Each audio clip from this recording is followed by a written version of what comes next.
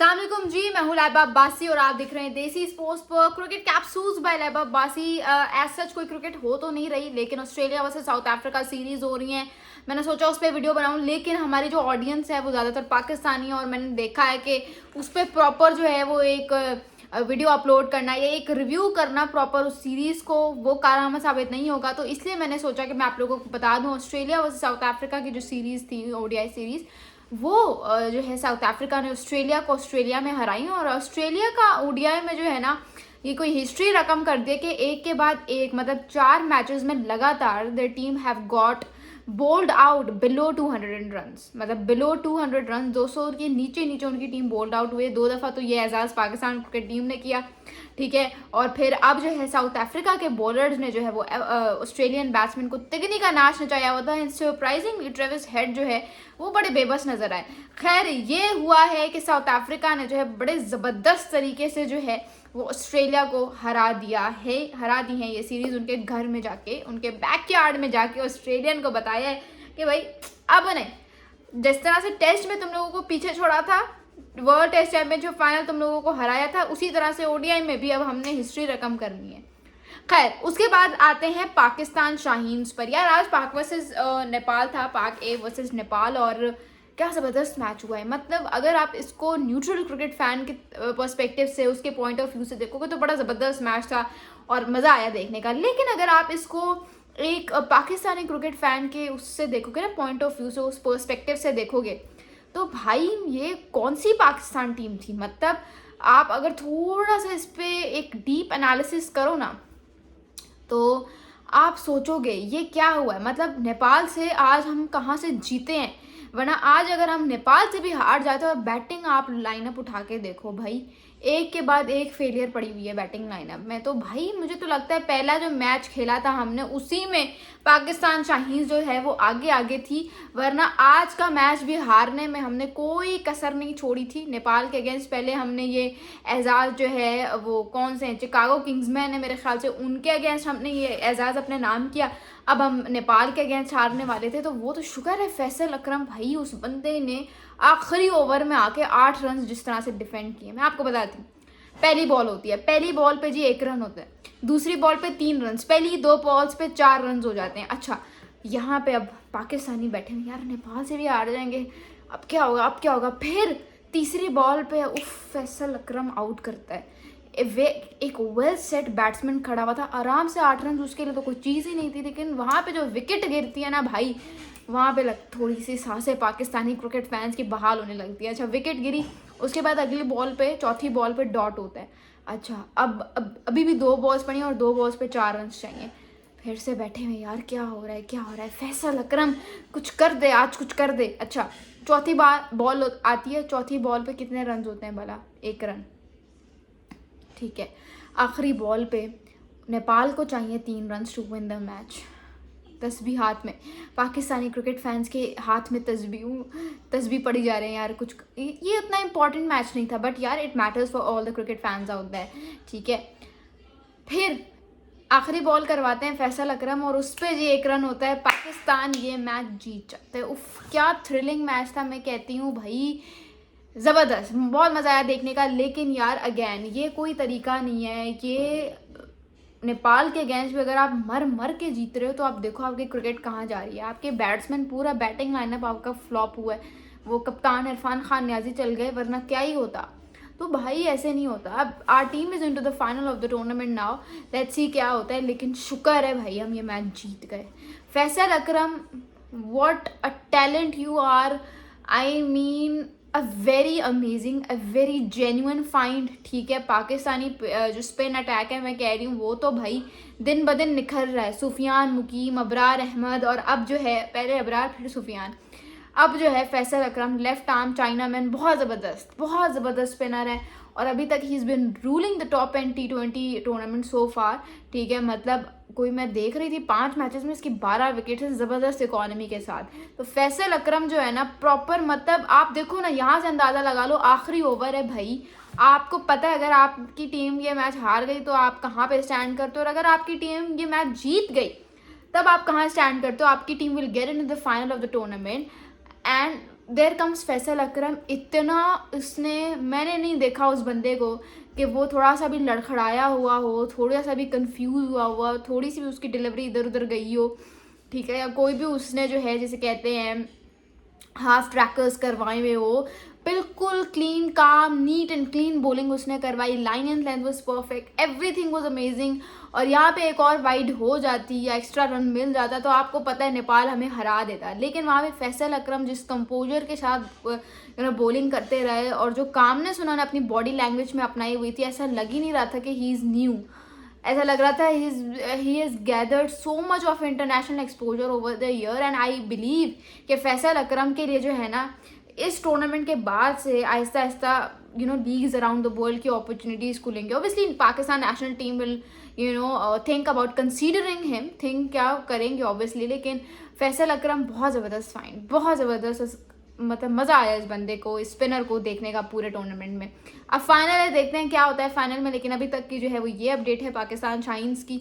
Overall हमने अच्छा perform किया इस टूर्नामेंट में, लेकिन कुछ गलतियां हैं, कुछ ब्लंडर्स हैं, कुछ ऐसी मैच डिफीट्स हैं जिनका बनता नहीं है कि यार मैं नहीं सोच रही थी कि ये लोग यहाँ से भी हार सकते हैं, ठीक है, वो बात गलत है। अच्छा, उसके बाद बात करते हैं शाहीन शाह अफरीदी की प्रेस टॉक के बारे में। छोटी सी उनकी प्रेस टॉक हुई दुबई में और उनसे बड़े इंपॉर्टेंट सवाल किए गए, इंडिया वर्सेस पाकिस्तान के हवाले से सवाल किया। उन्होंने कहा अच्छी बात है हम पहले आ गए, 10-15 दिन पहले ही आके हम ट्रेनिंग करें, which is a good thing, which is a good sign for Pakistan cricket team. फिर उनसे बाबर आजम और रिजवान के बारे में सवाल हुआ, तो उन्होंने, मुझे नहीं लगा कहीं से भी कि उन्होंने कहीं पे भी वो थोड़ा सा बायस हुए हों, जो सीधी बात थी उन्होंने वो की, ठीक है। और वो ये बात थी कि यार देखो परफॉर्म करोगे टीम में, वो परफॉर्म नहीं करोगे team will not consider you. ये सीधी सी बात है, ये स्कूल में, कॉलेजेस में, हर जगह यही होता है, हर प्रोफेशन में ये होता है। ये आपका मामा चाचा नहीं चला रहा टीम, ठीक है, परफॉर्म करोगे तो टीम में हो, परफॉर्म नहीं करोगे तो टीम में नहीं हो, जो सीधी सी बात है। शाहीन शाह अफरीदी ने ये, खैर ये तो नहीं कही, ये तो मैं खुद कह रही हूँ, शाहीन ने ये कहा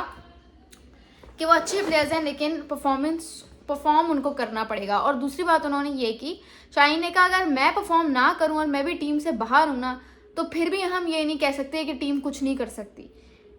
टीम में चाहे बड़े प्लेयर्स हों या ना हो, that doesn't matter, if the team is performing so that team is gonna get you results, ठीक है। अगर उन्होंने ना बाबर और रिजवान की बात ही नहीं की, वो सीधा अपने पे ले आए बात। उन्होंने कहा अगर मैं इस टीम से बाहर हूँ तो तब भी ये टीम जीत सकती है, विच वॉज क्लियर साइन कि वो क्या कहना चाह रहे थे, ठीक है जी। उसके बाद बात होती है इंडियन गवर्नमेंट की। इंडियन गवर्नमेंट, ये शाहीन शाह अफरीदी का टॉपिक क्लोज हो चुका है, मैं वैसे ही आप लोगों को एक खबर दे रही हूँ।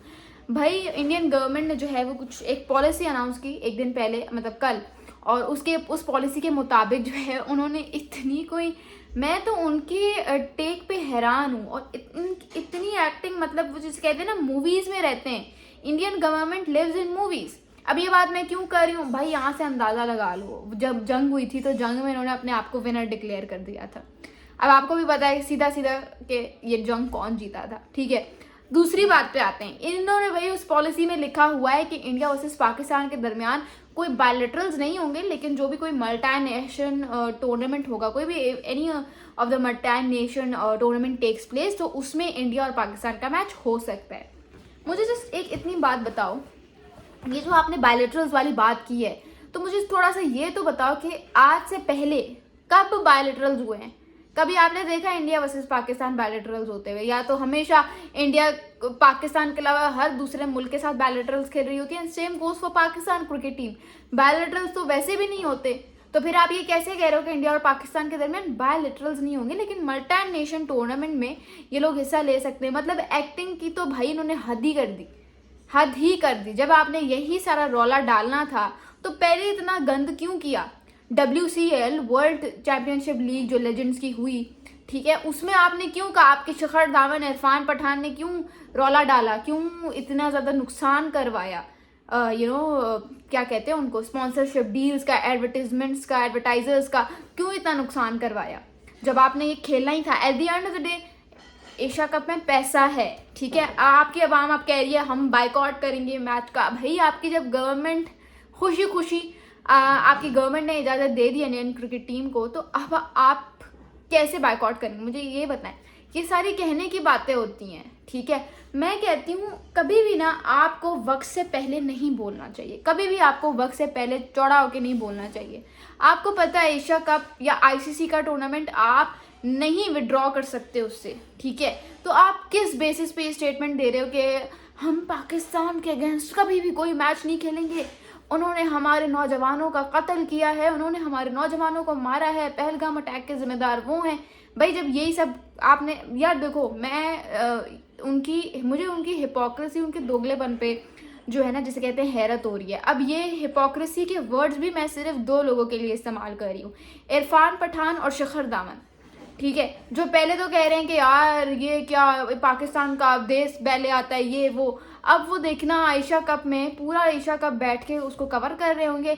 वो इरफान पठान अपने यूट्यूब चैनल को चमका रहे होंगे इंडिया वर्सेस पाकिस्तान की गेम पर।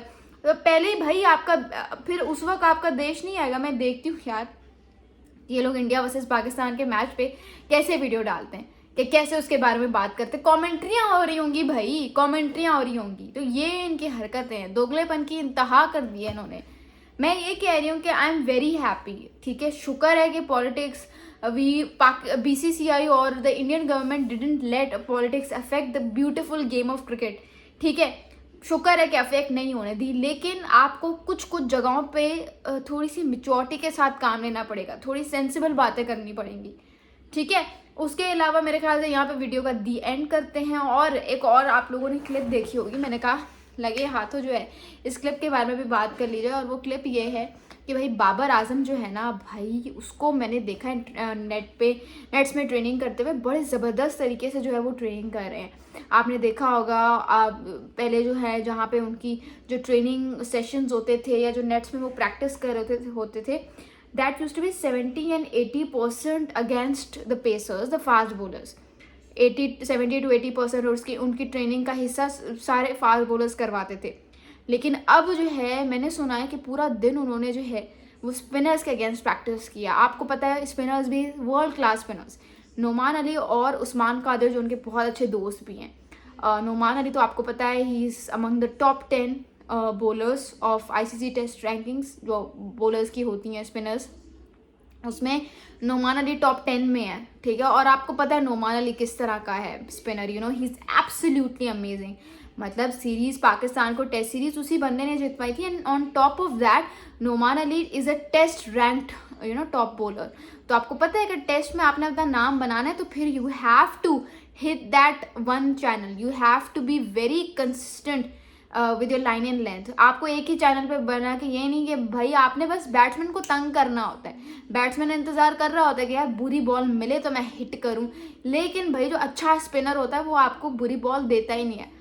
वो कंसेक्यूटिव आपको इतनी अच्छी मतलब एक ही चैनल पे बॉलिंग करवा के इतना आपको डिस्टर्ब कर देता है कि इवेंचुअली आपके पास आउट होने के अलावा और कोई ऑप्शन नहीं होता, रन्स नहीं हो रहे होते, बॉलर जाता है शॉट के लिए और फिर वहाँ पे वो आउट हो जाता है। नोमान अली बहुत अच्छा कर रहे हैं बाबर आजम के उसके अगेंस्ट ट्रेनिंग कर रहे हैं। You talk about Usman Qadir, आपको पता है वर्ल्ड क्लास स्पिनर। अब उनकी नज़रें जो है वो ऑस्ट्रेलियन क्रिकेट टीम पे कि उसके किसी तरह ऑस्ट्रेलिया को ज्वाइन करें, क्योंकि पाकिस्तान की तरफ से तो उनको रेड सिग्नल मिल गया है। तो उस्मान कादिर जो है वो एक जाहिर सी बात है अपने बाप की तरह, अपने वालिद की तरह, तो उनका एक कद काट नहीं है अब्दुल कादिर साहब, लेकिन Usman Qadir himself is a very ज़बरदस्त स्पिनर।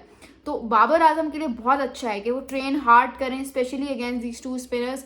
और उन्होंने जाहिर सी बात है पाकिस्तानी भाई हैं हमारे, तो सपोर्ट तो होगी, एक सपोर्ट होगी और कोशिश वो भी कर रहे होंगे कि जितनी अच्छी से अच्छी बॉल डालें ताकि पता चले कि बाबर आजम जो है, बाबर आजम को खुद पता चले वो कितने पानी में, कहाँ पे वो मिस्टेक करें और फिर ज़बरदस्त सा कमबैक करें। और यही होना चाहिए आपके लिए। टीम के दरवाजे कभी भी हमेशा के लिए बंद नहीं हो सकते, सिर्फ तब बंद होते हैं जब आप अच्छा परफॉर्म नहीं कर रहे होते, और वो भी इसलिए कि किसी दूसरे प्लेयर का हक ना मारा जाए। तो बाबर आजम के पास बहुत अच्छा मौका है BBL में जो है अपने जो है जादू दिखाएं और पाकिस्तान क्रिकेट टीम में वापसी करें।